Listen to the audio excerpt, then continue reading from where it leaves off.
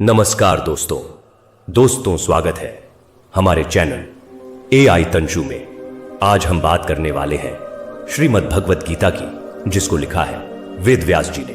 अध्याय 5 कर्म संन्यास योग के बारे में। इसे कर्म वैराग्य योग भी कहा जाता है। तो दोस्तों चलिए शुरू करते हैं। श्लोक। एक अर्जुन बोले, हे माधव, आप एक तरफ कहते हैं कि इंसान को अपने कर्मों का त्याग करना चाहिए, यानी संन्यास लेना चाहिए, और दूसरी तरफ आप निष्काम कर्मयोग की भी तारीफ करते हैं। कृपया मुझे स्पष्ट रूप से बताइए कि इन दोनों में से कौन सा रास्ता मेरे लिए सबसे अच्छा है। अर्जुन अब भी उलझन में है। उन्हें समझ नहीं आ रहा कि क्या उन्हें युद्ध करना चाहिए या सब कुछ छोड़कर संन्यास ले लेना चाहिए। पहले के अध्यायों में भगवान श्री कृष्ण ने कई बार कहा है कि इंसान को अपने कर्मों का मोह छोड़कर उन्हें ईश्वर को समर्पित करना चाहिए। और फिर उन्होंने श्लोक 4 अध्याय 4 में यह भी कहा था कि अर्जुन को निष्काम भाव से अपना कर्म करना चाहिए। अब अर्जुन सोचते हैं, जब एक तरफ त्याग की बात हो रही है और दूसरी तरफ कर्म करते रहने की, तो इन दोनों में से सही क्या है? क्या इंसान एक ही समय पर दोनों कर सकता है? नहीं। इसलिए अर्जुन भगवान से सीधा सवाल करते हैं कि कृपया मुझे बताइए कि कौन सा एक रास्ता है जिससे मेरा भला हो सके।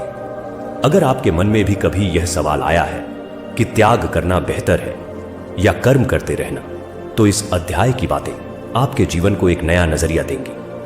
आगे के श्लोकों में श्री कृष्ण इसका गहराई से जवाब देते हैं, इसलिए जुड़े रहिए और अगले भाग में जानिए कि भगवान किस रास्ते को श्रेष्ठ बताते हैं। श्लोक 2।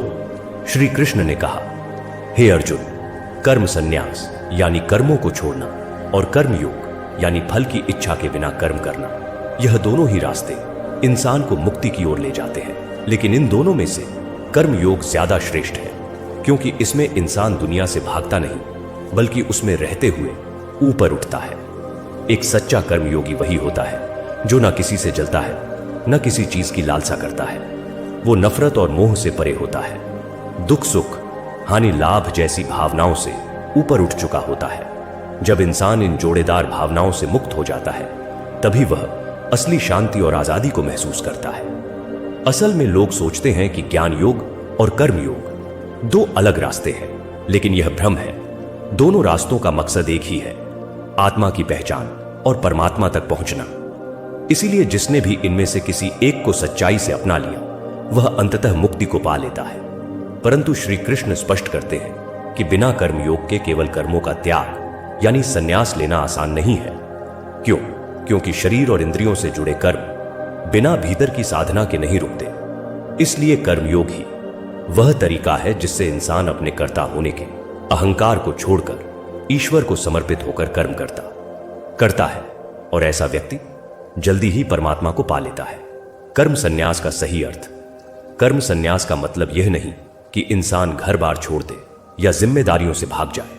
इसका मतलब है जब इंसान यह समझ जाता है कि वह सिर्फ शरीर या इच्छाओं का गुलाम नहीं है, बल्कि वह शुद्ध आत्मा है, तब वह कर्म करते हुए भी उसमें लिप्त नहीं होता। उसके सारे कर्म परमात्मा में लीन हो जाते हैं। वह करता है, लेकिन मैं कर रहा हूं का भाव खत्म हो जाता है। तब उसके कर्म होकर भी उसे बांधते नहीं। वह आत्मा में स्थित होकर कर्म करता है, और धीरे धीरे उसके अंदर के कर्म भी समाप्त हो जाते हैं। ज्ञान योग का मतलब है जब इंसान आत्मा के ज्ञान में स्थिर हो जाता है, तब उसका मन बुद्धि इंद्रियां सब भीतर की ओर खींचने लगती है। बाहर कर्म करने की जो ऊर्जा होती है, वह भीतर ध्यान में लगने लगती है। तब वह किसी कर्म को करने की जरूरत ही महसूस नहीं करता। कर्म योग का मतलब है व्यक्ति दुनिया में रहता है, काम करता है, लेकिन उस काम के फल की कोई चाह नहीं रखता। वह बस अपना कर्तव्य निभाता है। ना उससे लगाव होता है, ना गर्व, ना उम्मीद और ना ही पछतावा। इस योग में इंसान कर्म करता है, लेकिन मन से उस पर टिकता नहीं। यह योग गृहस्थ जीवन में भी पूरी तरह संभव है। घर संभालते हुए, व्यापार करते हुए, बच्चों को पालते हुए भी कोई व्यक्ति कर्म योगी बन सकता है। इसलिए श्री कृष्ण कहते हैं कि निष्काम कर्म योग कर्म संन्यास से भी श्रेष्ठ है, क्योंकि यह व्यावहारिक भी है और स्थिर भी। यह आपको जीवन में पूरी तरह भागीदारी देते हुए धीरे धीरे मुक्त करता है। राग और द्वेष दो मुख्य जाल हैं जो इंसान को बांधते हैं। राग यानी किसी चीज से आकर्षण और द्वेष यानी किसी चीज से नफरत। जब तक इंसान इससे बंधा है तब तक वह सच्चा योगी नहीं बन सकता। जो इन दोनों को पार कर जाता है वही असली सन्यासी है। वह चाहे घर में रहे या जंगल में, फर्क नहीं पड़ता। ज्ञान योग और कर्म योग दिखने में अलग लग सकते हैं, लेकिन दोनों की मंजिल एक ही है, ब्रह्म की प्राप्ति। रास्ते अलग हो सकते हैं लेकिन लक्ष्य एक है। इसीलिए कोई भी रास्ता चुनो, अगर ईमानदारी से उस पर चले तो वह मुक्ति की ओर ही ले जाएगा। क्यों? निष्काम कर्म योग ही श्रेष्ठ है, क्योंकि केवल कर्मों को त्याग देने से, काम रोक देने से मन खाली नहीं होता, उल्टा बेचैन हो जाता है। बेचैनी दुख देती है, शरीर भी बीमार होने लगता है और फिर बुद्धि भ्रमित हो जाती है। इसलिए कर्मों को करते हुए ही धीरे धीरे उनसे ऊपर उठना ही सही तरीका है। निष्काम कर्म योग से ही अंततः कर्म संन्यास संभव होता है। जो व्यक्ति जिम्मेदारियां निभाते हुए बिना फल की इच्छा के काम करता है वही असली सन्यासी है। कर्म को छोड़े बिना भावनाओं को छोड़ देना ही सच्ची साधना है। अपने जीवन में कर्मों से मत भागो, बल्कि उन्हें पूजा समझकर करो। फल की चिंता छोड़ो और सिर्फ कर्म पर ध्यान दो।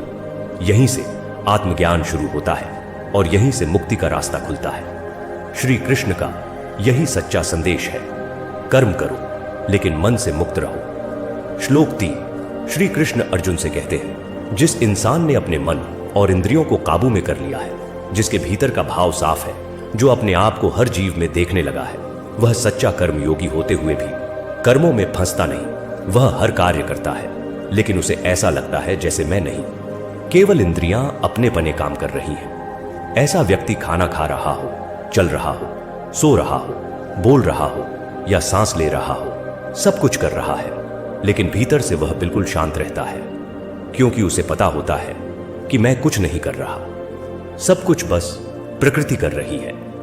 जब इंसान अपने सभी कर्मों को भगवान को समर्पित करके करता है और किसी चीज से आसक्ति नहीं रखता, तब वह इंसान कमल के पत्ते की तरह बन जाता है। जैसे कमल कीचड़ में होता है लेकिन उस पर कीचड़ का असर नहीं होता, वैसे ही ऐसा योगी पाप से अछूता रहता है। मन का मालिक बनो, गुलाम नहीं। मन अगर वश में ना हो तो इंसान भटकता है, लेकिन जिसने मन पर काबू पा लिया वही असली योगी है। जब मन कंट्रोल में आ जाता है तो इंद्रियां भी कंट्रोल में आ जाती हैं। भावनाओं की शुद्धता जरूरी है। लालच, वासना, गुस्सा, यह सब मन को गंदा करते हैं। दया, नम्रता, प्रार्थना, यह मन को पवित्र बनाते हैं। और जब मन शुद्ध हो जाता है तो इंसान हर जगह भगवान को देखने लगता है। मैं नहीं, बस कर्तापन का भाव मिटाना है। ज्ञानी व्यक्ति समझता है कि सब कुछ भगवान के द्वारा हो रहा है, इसीलिए वह कर्मों के बंधन में नहीं बंधता। कर्म करो लेकिन फल की चिंता ना करो। जो कर्म भगवान को समर्पित करके किया जाए वह पाप नहीं लाता। ऐसी स्थिति में इंसान बाहर से पूरी तरह व्यस्त रहता है लेकिन भीतर से एकदम शांत और मुक्त होता है। आज से अभ्यास करो, अपने मन को थोड़ा थोड़ा करके काबू में लाओ। कर्म करते रहो लेकिन हर कर्म को भगवान को अर्पित करते जाओ। तब देखोगे भीतर शांति और संतुलन का ऐसा अनुभव मिलेगा जो किसी भी बाहरी सफलता से कहीं ज्यादा सच्चा और टिकाऊ होगा। श्लोक 4।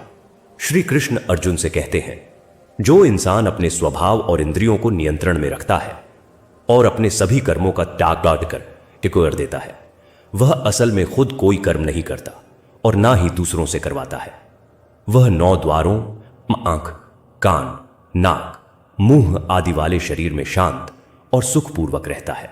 परमात्मा किसी को कर्म करने के लिए मजबूर नहीं करते, ना ही किसी के अच्छे या बुरे कर्मों का बोझ उठाते हैं, बल्कि मनुष्य अपने स्वभाव और गुणों के अनुसार खुद ही कर्म करता है। और जब आत्मा अज्ञानता से ढक जाती है तब मनुष्य भ्रम में पड़ जाता है। लेकिन जब आत्मा पर पड़ा अज्ञान का पर्दा हट जाता है और उसे ज्ञान प्राप्त होता है, तब वह ज्ञान सूर्य की तरह चमकने लगता है और उस परम ब्रह्म परमात्मा का दर्शन करवाता है। जब इंसान अपने मन, इंद्रियों और बुद्धि पर काबू पा लेता है तो वह समझ जाता है कि वह खुद करता नहीं है, उसके कर्म तो प्रकृति के गुणों के अनुसार हो रहे हैं। वह समझ जाता है कि वह शरीर नहीं बल्कि एक आत्मा है जो इस शरीर रूपी मशीन को चला रही है। शरीर में 9 दरवाजे, 2 आंखें, 2 कान, 2 नाक के छिद्र, 1 मुंह और मल मूत्र के 2 द्वार होते हैं। यह सिर्फ शरीर के काम के लिए है, लेकिन आत्मा इन दरवाजों से परे है। जब इंसान अपने अहंकार और मन की पहचान से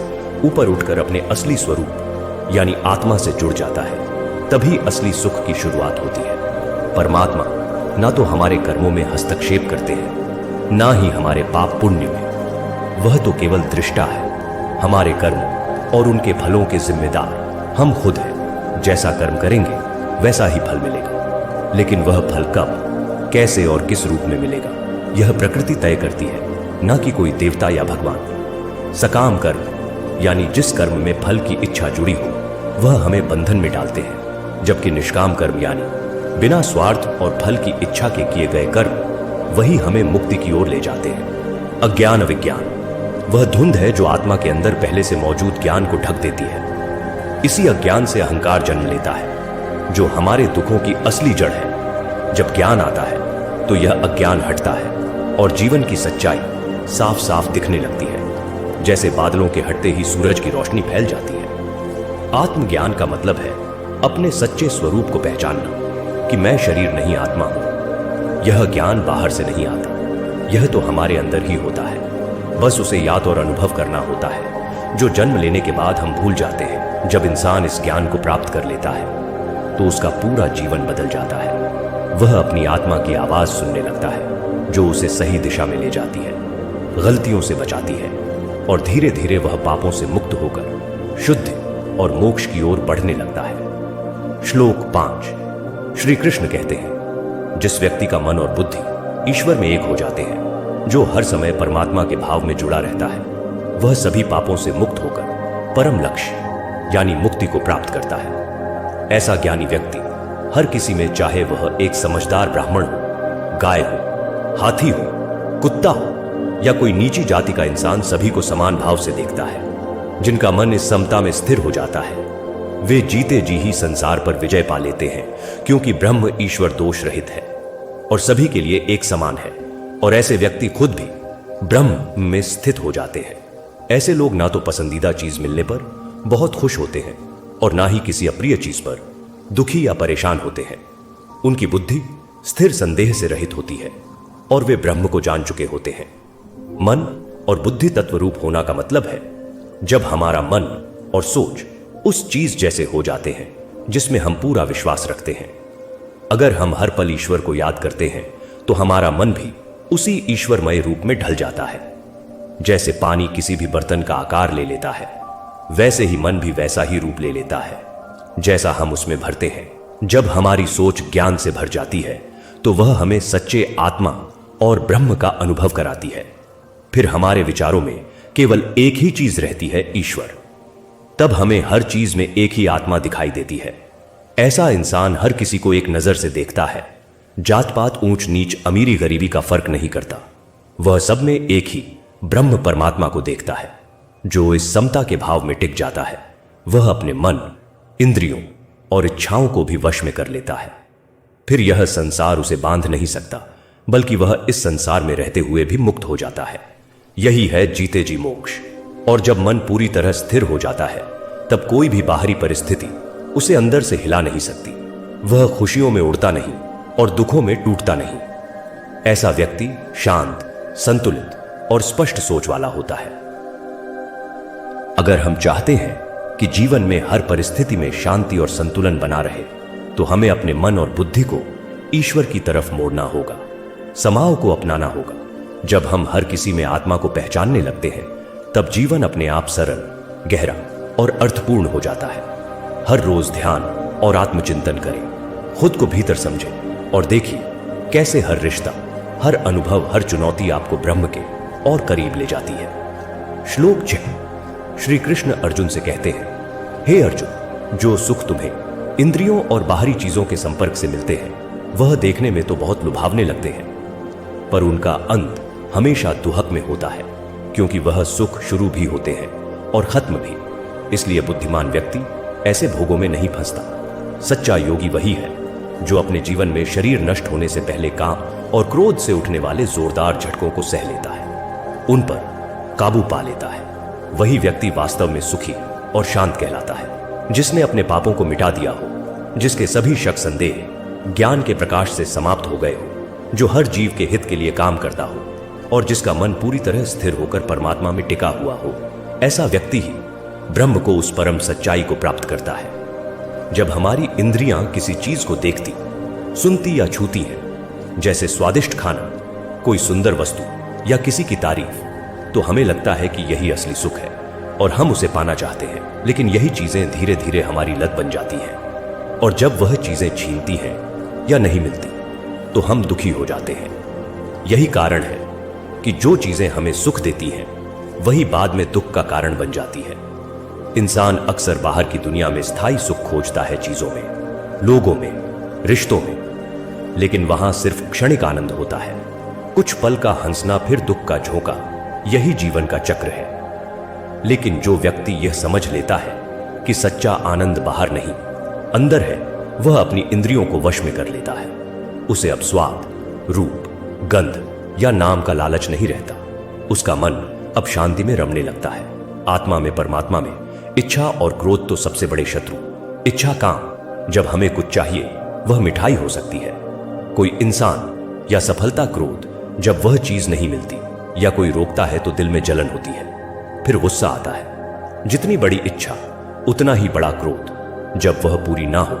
यह दोनों, मन और शरीर, दोनों को नुकसान पहुंचाते हैं। ना केवल शारीरिक स्वास्थ्य खराब होता है, बल्कि मन भी अशांत रहता है। इसलिए श्री कृष्ण कहते हैं, जो इन दोनों को जीते जीत ले, वही सच्चा सुख ही है। एक सच्चा योगी कौन है? जो सुख दुख में एक समान है, जिसे ना किसी चीज की तड़प है, ना किसी चीज से घृणा, जो हर जीव में खुद को देखता है और हर किसी के लिए अच्छा सोचता है, और जो अपनी आत्मा में स्थिर हो गया है, वह परमात्मा को पा लेता है। इस जीवन में अगर सच्चा सुख चाहिए तो बाहर नहीं, अपने अंदर झांकिए। इंद्रियों को उनका राजा मत बनाइए, उनका स्वामी बनिए। और सबसे बड़ी बात, इच्छा और क्रोध को पहचानिए, उनसे बाहर आइए। जो अपने मन को जीत लेता है, वह दुनिया को जीत लेता है। वही योगी है, वही शांत है, वही ब्रह्म को पाने योग्य है। अब आप तय कीजिए, क्या आप केवल चीजों के पीछे भागना चाहते हैं या उस शाश्वत आनंद को पाना चाहते हैं जो आपके भीतर ही है। श्लोक 7। श्री कृष्ण कहते हैं, जो साधक अपनी इंद्रियों को बाहर की चीजों से हटा लेता है, आंखों की दृष्टि को दोनों भौहों के बीच स्थिर करता है, और सांस की गति, प्राण, सांस अंदर लेना और अपान सांस छोड़ना को संतुलित करता है। वह अपने मन, इंद्रियों और बुद्धि को वन्य में करके मोक्ष की ओर बढ़ता है।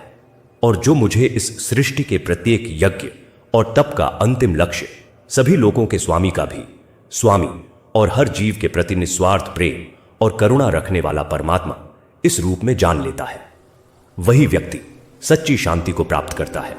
भगवान श्री कृष्ण इस श्लोक में हमें ध्यान मारा, यह मेडिटेशन की प्रक्रिया और उसकी गहराई को समझा रहे हैं। वह कहते हैं कि शांति बाहर नहीं, भीतर है।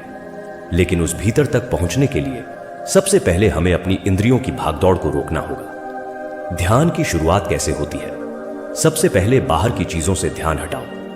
ना देखने की लालसा, ना सुनने की बेचैनी, ना स्वाद का मोह। फिर अपनी दृष्टि को दोनों भौहों के बीच यानी त्रिकुटी पर टिकाओ। जब हमारा ध्यान वहीं टिक जाता है तो हमारी सारी मानसिक ऊर्जा एक जगह इकट्ठी होने लगती है और वहीं से सच्चा ध्यान शुरू होता है। अब बारी आती है सांस पर ध्यान केंद्रित करने की। एक एक सांस को महसूस करना, प्राण इनहेलेशन और अपान एक्सलेशन की गति को देखना। यह हमारे मन को लय में लाता है, उसे शांत करता है। और जब सांसें शांत हो जाती हैं तो हमारे मन में उठने वाले डर, क्रोध, चिंता और इच्छाओं की आवाज भी धीमी पड़ने लगती है। जैसे जैसे साधक ध्यान में गहराता जाता है, वैसे वैसे उसे यह एहसास होने लगता है कि हम इस ब्रह्मांड से अलग कुछ भी नहीं है। हम उसी परमात्मा के अंश हैं। वह परम शक्ति जो हर यज्ञ, हर तप, हर आत्मा और हर जीव में मौजूद है, वही हमारे अंदर भी है। जो इस एकता को महसूस कर लेता है, वही असली शांति को जान पाता है। एक उदाहरण के रूप में समझे। सोचिए, एक बूंद समुद्र से कहती है, मैं अलग हूं, मैं अकेली हूं, मुझे डर लगता है। लेकिन जैसे ही वह बूंद समुद्र में गिरती है, उसे एहसास होता है कि वह कभी अलग थी ही नहीं। वह तो सदा से उसी महासागर का हिस्सा थी। वही प्रेम, वही शक्ति, वही अस्तित्व। बस यही बोध हमें शांति देता है। इस अध्याय की सीख बहुत गहरी है। हमें कर्म से नहीं भागना है, बल्कि कर्म को निष्ठा भाव से यानी बिना फल की इच्छा के पूरी निष्ठा से करना है। ध्यान, मेडिटेशन सिर्फ एक प्रक्रिया नहीं है, यह आत्मा की सफाई है, मन का संयम है और आत्मा से जुड़ने का सेतु है। जब हम अपने अंदर के मैं को मिटा देते हैं तभी हम सच्चे अर्थों में शांति को छूते हैं, क्योंकि तब हम ब्रह्म के साथ एक हो जाते हैं। अगर आप भी जीवन में सच्ची शांति, स्थिरता और आत्मा से जुड़ाव चाहते हैं तो हर दिन थोड़ी देर ध्यान करने का संकल्प लें। शुरुआत में मुश्किल लगेगा, लेकिन जैसे जैसे मन शांत होगा परिणाम चमत्कारी लगेंगे। और वो दिन दूर नहीं जब आप भी कहेंगे, मैं अकेला नहीं, मैं उस परमात्मा का अंश। और यह अध्याय यही संपन्न हुआ। अगर आपको यह गीता ज्ञान अच्छा लगा हो तो हमारे AI तंशु चैनल को सब्सक्राइब जरूर करें। मिलते हैं अगले अध्याय में। जय श्री कृष्णा। धन्यवाद।